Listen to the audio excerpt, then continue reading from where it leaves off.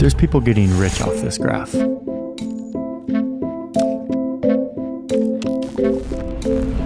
What we're looking at here is the number of Americans that don't make enough money for basic survival. So like a family of four, 2 parents, 2 kids, living off of $31,000 a year or less. That's considered poverty in the United States, and there's millions of people who live with that kind of income. The US government spends about $1 trillion every year helping these people meet their basic needs. In recent decades, a lot of that money has been flowing through a middleman, private corporations who are supposed to be more efficient in administering this money. So welfare is big business, and of course that's the irony of this whole thing, that there's so much money to be made from poverty.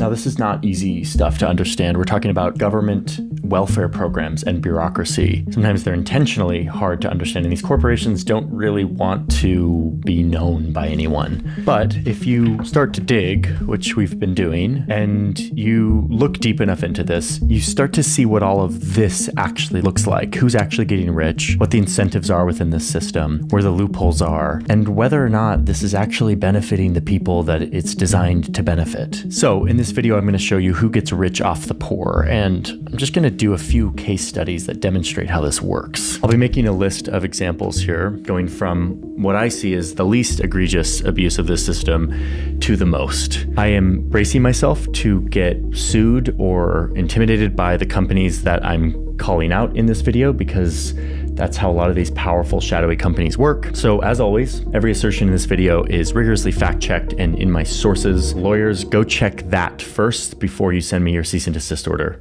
Thank you. And with that, let's look at who gets rich off the poor. Let's go back to this graph one last time and just zoom back to the 1950s, where you can see that the poverty rate was double what it is today. It's like 22%. This was really bad, and it led to the president at the time declaring war. And this administration today, here and now, declares unconditional war on poverty in America. We shall not rest until that war is won. So, A War on Poverty by Lyndon B. Johnson in 1964. This is what that war looked like. This big line. This is social spending as a share of GDP. You can see this is where he gives this speech right here, this flat line. Social spending just skyrockets right after. The government spends tons of money for this war on poverty. That money goes towards programs like Medicare and Medicaid, food stamps, public education, which is why you see this big dip. 22% all the way down to 12, 13%. And for a time, all this spending worked. Poverty declined 30% in 5 years. But eventually, progress slowed, and the government kept spending, and people got tired of it. The economy wasn't doing well, and people were tired of subsidizing these welfare programs. And that's where this guy comes in. My friends, some years ago, the federal government declared war on poverty, and poverty won. This is where things start to get a little bit murky, so we needed help. We got it from Ann Kim, who is an expert who literally wrote the book on this history and the modern day poverty economy, and sat down with us to talk through this history and how it works today. Remember during the 1980s, we had this, well, no, you don't remember the 1980s. Well, during the 1980s, there was really this mythologization, if that's a word, of the CEO. At the same time, the government spending was ballooning. Economic times were not that great. So Americans were not feeling particularly generous about funding social services programs. And so the CEOs were really kind of held up on a pedestal as the ones who are going to make government just as efficient as they made their own companies.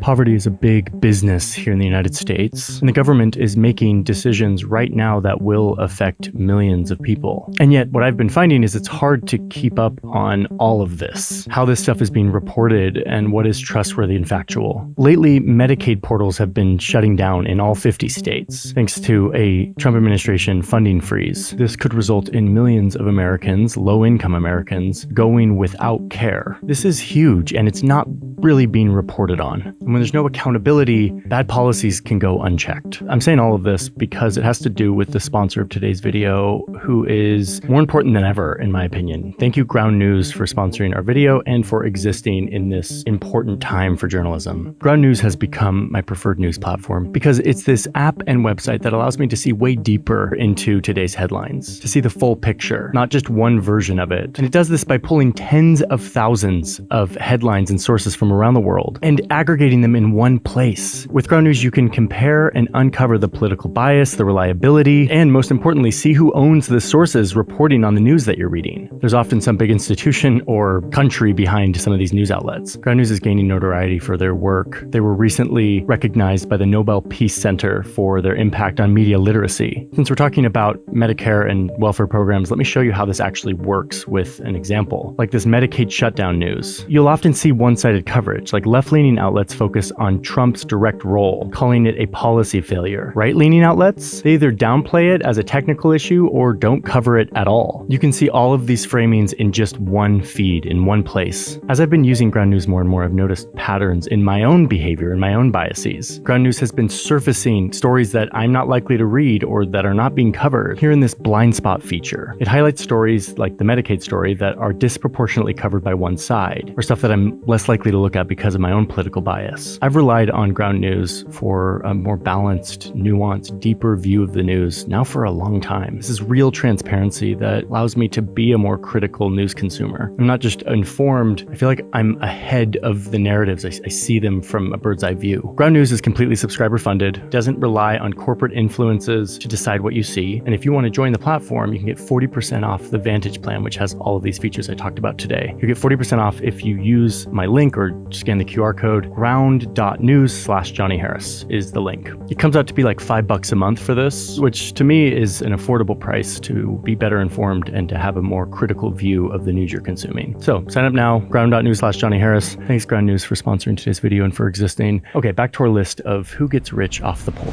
So it's the 1980s. Reagan wants to rein in all of this spending. He's also afraid that Americans are becoming too reliant on the welfare system. So he kicks off a bunch of changes that over time would lead to a fundamental shift in delivering income support to low-income populations. They wanted to privatize Medicaid, Medicare, prisons, air traffic control. This privatization of government spending started under Reagan, but it continued into the future administrations, especially under Bill Clinton, who helped expand it. And the fundamental shift looks like this. We're going to be using a graphic like this, not only for right now, but for the future cases of how this works today. Taxpayers give money to the government. The government used to give money to citizens in need directly. But after these reforms, the money would start to be distributed to the states. The states would then hire for-profit companies to do the complicated work of distributing this money to eligible people in need. They would be responsible for making sure that no one's abusing the system, determining who's eligible and who's not.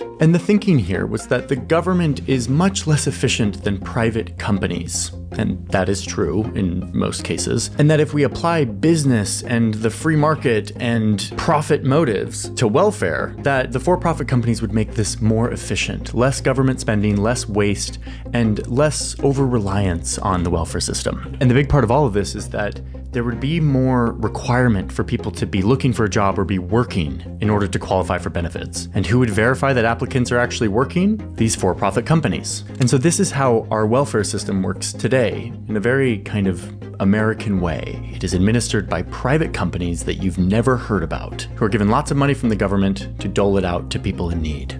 So Reagan started this privatization train. And it was really President Bill Clinton who not only hopped on board that train, but got it accelerating to its destination, which was total privatization of a lot of social services in America. Okay, so that's the context here. It's been 45 years since this big experiment began of privatizing our welfare system. And I've always wondered, did this work? So that's sort of been the curiosity at the heart of this story. Is government more efficient? Are we saving money? Is this helping vulnerable populations in a more efficient way? The answer is, in some cases, yes. There have been positive outcomes of outsourcing to contractors within the welfare system and public spending. A good example of that is food stamps that used to come in these paper coupons, but now are delivered electronically on a debit card. This is more secure, it's more efficient. It ensures that people use these for food. There are a lot of instances where private companies have made government spending more efficient, but the purpose of this video is to shine a light on the many instances where private companies have gotten really rich off of this system in a way that has not benefited the most vulnerable and needy people in our country, the poor, the elderly, children in need, the disabled. So finally, the reason you clicked on this video, let's draw up this list of who gets rich off the poor. And for that, I'm gonna need to look at all these papers, so we need more space. Let's go to the big table.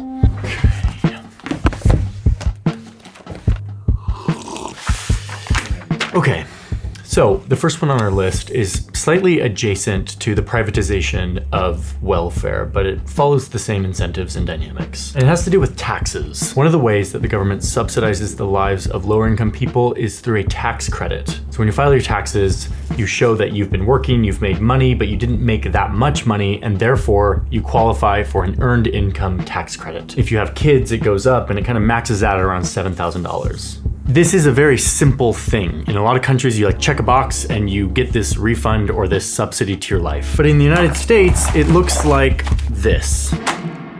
This is a 45-page instruction manual about all the specifics on the earned income credit, something that should be so simple and that is a key way of helping lower income people live their lives. The tax code here in the United States is deathly complicated, intentionally designed to be so to make certain companies rich.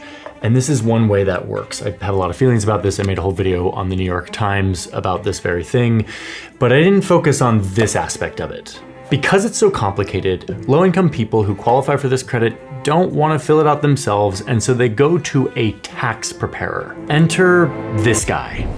Well, not this guy specifically, but a guy like this, representing a company like this. Liberty Tax is one of many tax preparation companies that advertise to low-income people to come in so that they can prepare their taxes and get them in on the earned income tax credit. But we now know they do so using some pretty shady means. There's a lawsuit. Lawsuit. District of Columbia versus Liberty Tax Service. Liberty Tax was recently sued for luring low-income people by saying that they will prepare their taxes for them, only to deceive these customers by secretly skimming extra money off the top of their tax refund, which remember includes the earned income tax credit that is meant to subsidize their lives. Liberty Tax also gives out loans to people, saying that they can pay them back once they get their tax refund.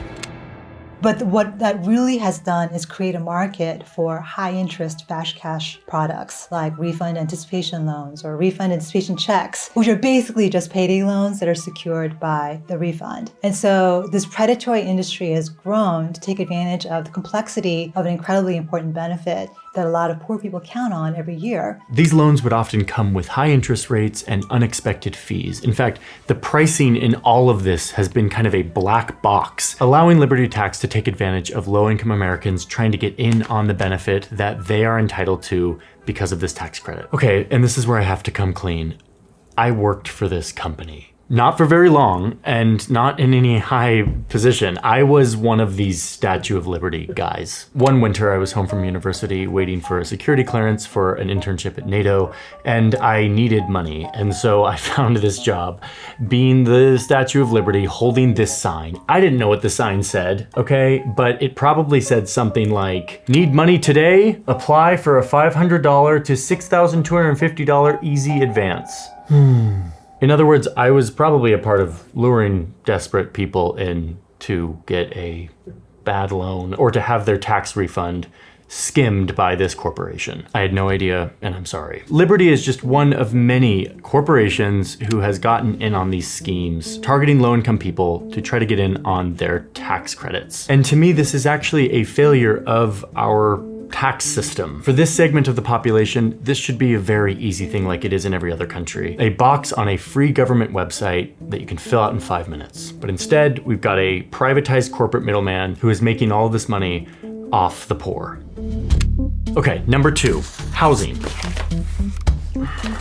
So here in the US, instead of building big public housing complexes like they do in some countries and like we used to do, the privatized version of the American government gives vouchers to low-income people and allows them to go choose a house, and the government will basically pay for a portion of their rent. This is called Section 8 housing. And there are landlords that specialize in renting to Section 8 tenants, getting this government subsidy voucher that goes to pay for the rent. But what you find is that some of these landlords jack up their prices because they know the government will pay for it. Like here in DC, an apartment that should cost $1,600 a month, the landlord might charge almost $1,000 more, like $2,500 a month, well above the market price, knowing that the government, who has poor oversight over this program, won't pick up on this and will subsidize that inflated price. Now, I'm not just making this up. Those are real numbers from an investigation here in DC by the Washington Post, who found that the DC government is overpaying thousands of apartments to the tune of $1 million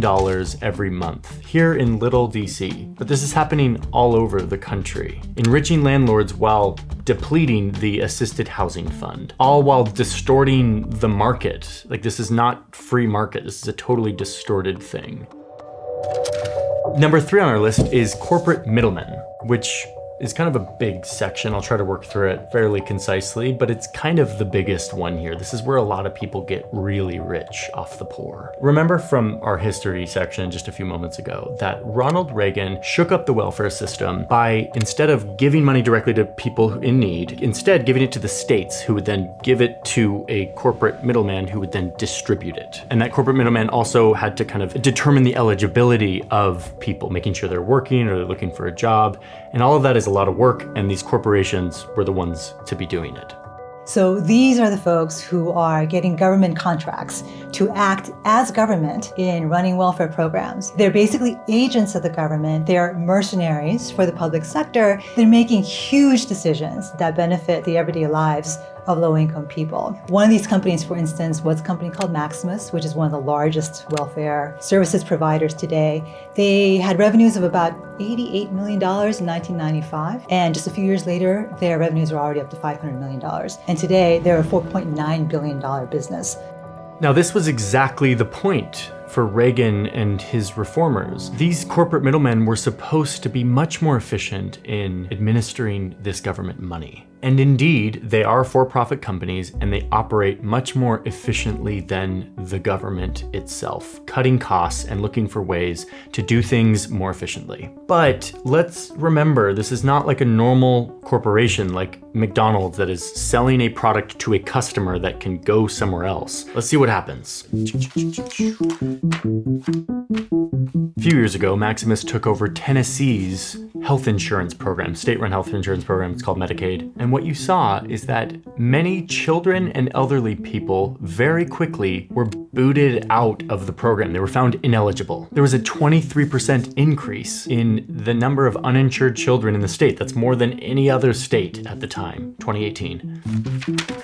It took me a while to get my head around this. Like, why would a for-profit company want to kick children and old people off of the state health insurance program? I'll explain in just a sec, but let's look at one more example. In 2016, Maximus took over the Medicaid program in Kansas. And soon thereafter, applicants started to see huge delays in their applications. Backlogs started to build up, which, remember what we're talking about here. This isn't abstract. This is vulnerable people, in this case, mostly elderly people, not being able to access their basic health needs for weeks and sometimes months because their application was pending for a very long time, meaning Maximus was working on it, but presumably very slowly. And that's because children and low-income people and elderly people are not Maximus's customer. They do not have an incentive to serve those people, partly because those people can't go anywhere else. Those people think that they're interacting with the government. They don't know who Maximus is. And mostly because their main job is to get more government contracts and then to cut costs so that they can capture as much of that government contract as profit. So in this case, what that means is cutting staff, making it as cheap as possible to process these applications. This answers my question about why a company like Maximus would want to get people off the rolls, to deem them ineligible for these benefits because it's cheaper for them. They are motivated to find people who do not qualify and to pare down their list so they have fewer people to work on, which is less cost for them. So yes, there is cost cutting and efficiency that's happening here, but it happens to be at the expense of vulnerable, needy people who the government is trying to give money to. Now, actually, I don't blame Maximus very much for this. I don't think they're bad people. I think they provide a very useful service in most cases. We should expect a corporation to behave like this. The definition of a for-profit corporation is someone who does everything in their power to make money for their company. That is their job. So without proper oversight and competition and regulation and performance review, these corporations should be expected to minimize the resources they have to put into processing applications and administering benefits. And another point of fairness here, if you look at the financials of Maximus, they're not some crazy profitable company. Yes, they bring in billions of dollars. They've captured a huge amount of this government services market. Their gross profit margin is 20%, which seems like a lot. But if you actually look at their net profit margin, which is kind of their more typical profit margin, it's like 3%. That's a pretty poor performance for a company. They're not insanely profitable. The CEO did make $7.3 million last year in full compensation, and they did spend over $1 million in lobbying and funding elections. My point here is corporate middlemen who administer welfare are not robber barons, and they're not running some corrupt scheme, but they are for-profit corporations who will cut costs where they can. And if they're not held accountable for doing that,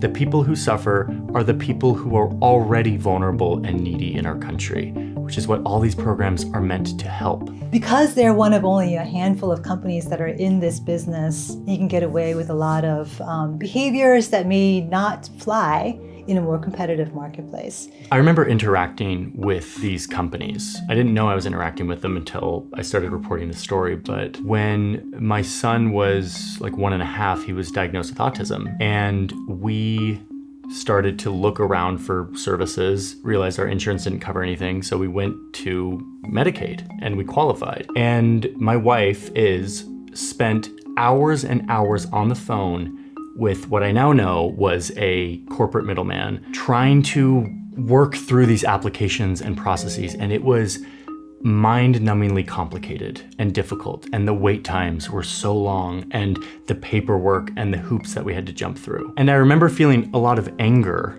at the inefficiency of the government. The government has no incentive to perform because we're not their customer. What I realize now is that I was dealing with a corporation. I was not the customer. Was not the customer. My son, Henry, who needed services, was not the customer. And in fact, complicated forms and more wait times and process is actually more business for these corporate middlemen. They have an incentive to sell more paperwork to all of us. To me, that is a distortion of what Ronald Reagan dreamt about, of corporations swooping in and making our government more efficient. Okay, that's corporate middlemen. Let's move on to number 4.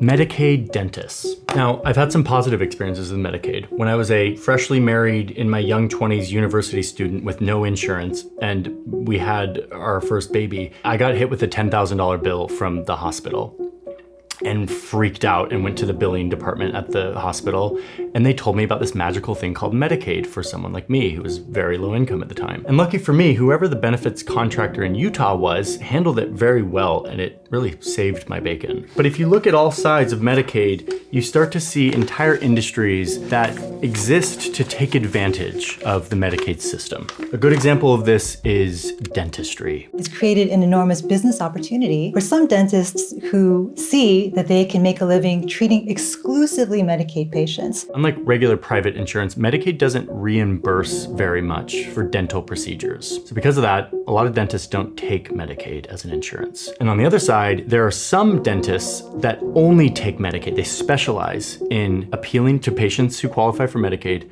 getting them in, and doing as many procedures as possible to get in on those Medicaid benefits. And once again, if we're talking rational corporate behavior and incentives, these offices will often target lower income or disabled or elderly patients who are less likely to advocate for themselves and against medically unnecessary procedures. So inevitably what's happened over time is that this market has turned into a very exploitative one, where dentists have been prosecuted for charging for procedures that didn't exist or procedures that were completely unnecessary. For instance, there was a dentist in North Carolina who was prosecuted for having performed 17 root canals on a 3-year-old toddler.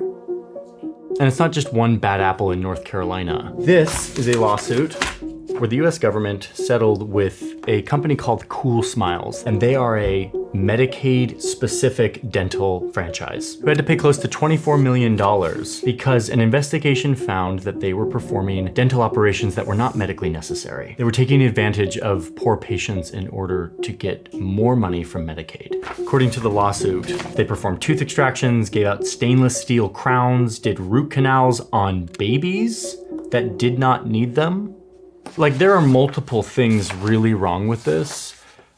Obviously, exploiting a government system to deplete the Medicaid fund is one aspect, but performing like dental surgeries on people, root canals on babies for money is a level of greed and corporate exploitation that I cannot really get my head around. But again, in a world where companies will maximize profits, this is to be expected if the incentive structure is set up that way. Let's get to number 5, which is similar to the dental clinics, but it has to do with kidneys. Here in the US, lower income people are disproportionately plagued with kidney failure, a disease where your kidneys fail and your blood can't be cleaned by your kidneys, so you need a machine called a dialysis machine to clean your blood for you. Luckily, since the 70s, the United States now heavily subsidizes people who need dialysis for their kidneys. And dialysis is meant to be a temporary intervention while you wait for a kidney transplant. There's always a long waiting list for a kidney transplant, so you're on dialysis until you can get a transplant, which increases your chances of living. It is a wonderful thing that the government subsidizes this because it saves a lot of lives. But inevitably, here comes the exploitation. Overnight, it instantly created an industry opportunity to offer dialysis because now the government was going to pay for it. One of these companies is called DaVita. I think they're the largest dialysis center company in the United States. And because of this set of incentives, we can start to piece together how they would behave. And the thing again about dialysis is, like Medicaid dentistry, it's a volume business. The government pays dialysis centers per treatment, and last year was about $380 per treatment. So it is unfortunately in the interest of dialysis companies that run dialysis centers to keep those machines occupied as many hours of the day as they can, to cycle through as many patients as they can, because an empty dialysis machine is $380 that they're not making. Okay, so a company making sure that their machines are being used at full capacity is actually, there's nothing inherently wrong with that. That is a company just using its resources efficiently, administering a life-saving treatment. But that's kind of just the beginning.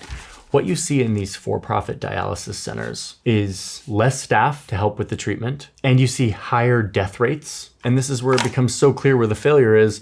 You see 17% fewer referrals for kidney transplant, meaning these people who are on a temporary dialysis intervention, who are supposed to be waiting for a kidney transplant, are kept on the machines longer because a for-profit company makes money the longer they're in the chair. So why would they refer them to get a kidney transplant when they make more money keeping them on the dialysis treatment? If someone gets a transplant, that is a lost customer. Unfortunately, it's an option that's being denied a lot of people because it's in the financial interest of dialysis centers to keep someone in dialysis rather than, quote, losing them to transplant. Now, DaVita has paid like $1 billion in settlements and for some of this behavior, including $350 million they had to pay after being sued by the US government for paying doctors to go out to recruit people to come to their dialysis centers so that they could corner the market in certain areas. They had to pay another $450 million because they were found billing the government for medicine that they had received and just thrown out, and charged the government anyway so that they could get reimbursed. All of this, once again, further draining the money that is allocated by our government to help people in need. And finally, number 6, the last on our list, The one I'm deeming the most egregious because it has to do with children. And not just any children, the most vulnerable children in our society. Specifically children who have been removed from their family because of abuse, abandonment, or death. Foster children. If a foster child loses a parent or is physically or mentally disabled, the federal government entitles them to around $700 a month to subsidize their lives. This is one that goes straight from the federal government, from the Social Security Fund, straight to these children, or at least it should. But here comes the corporate middleman once again.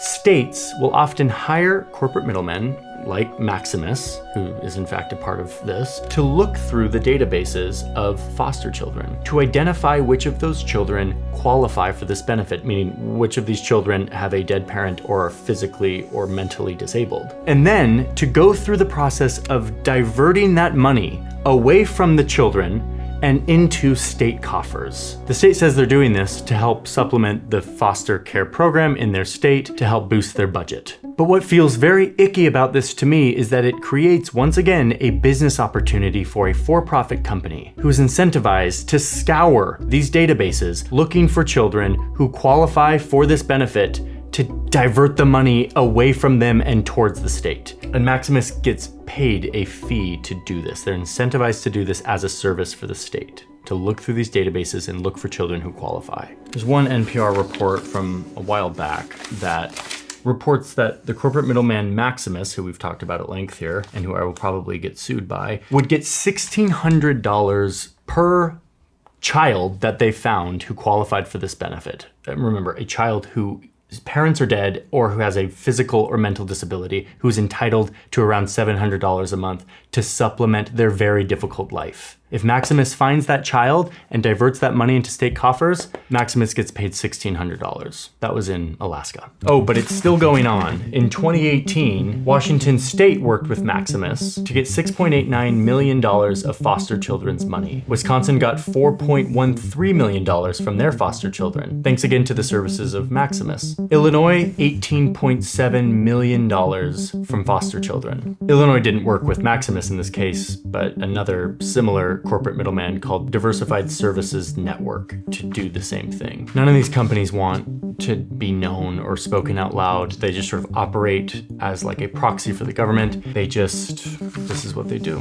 This money is being diverted from going directly to the foster children to going into the statewide foster care program. So it still is benefiting those children indirectly, but it feels wrong to me because this money was intended to benefit them directly. These are the most vulnerable children in our society. This money is entitled to go to them.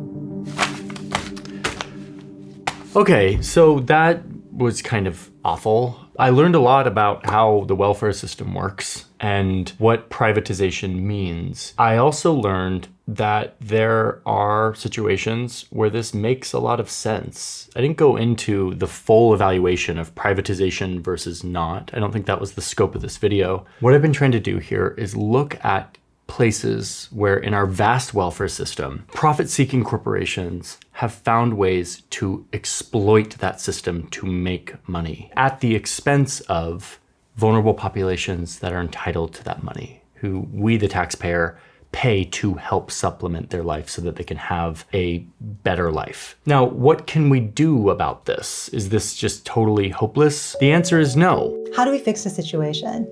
Well, there's an old saying that the first rule of holes is to stop digging.